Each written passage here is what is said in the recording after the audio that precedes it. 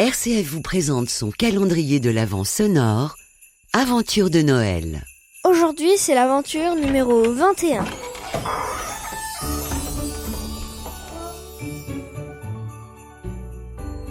Alors Noël a toujours été pour moi une fête absolument magique qu'on célébrait chez mes grands-parents à la campagne. On était un petit peu confinés dans la cuisine et puis il y avait une petite clochette qui retentissait, c'est le 24 au soir, et puis on pouvait pénétrer dans le salon et là il y avait le Stille Nacht, Douce Nuit, qui était chanté par des chœurs en allemand, tradition familiale, le sapin qui était allumé et puis les cadeaux sur lesquels on louchait, mais on écoutait très respectueusement le chant jusqu'au bout.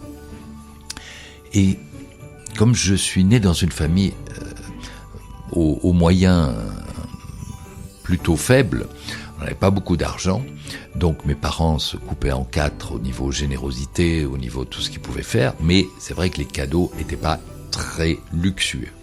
Et une année cependant, j'ai reçu un petit train électrique.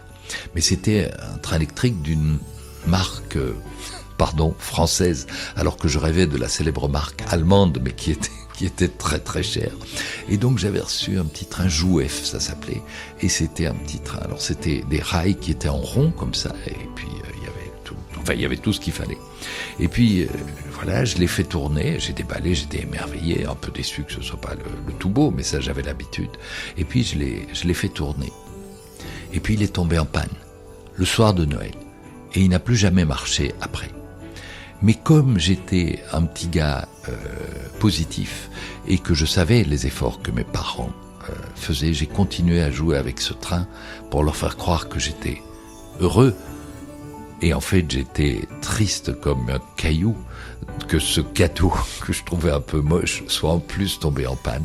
Mais c'était Noël, c'était la magie. Et il y avait malgré tout des étoiles dans les yeux.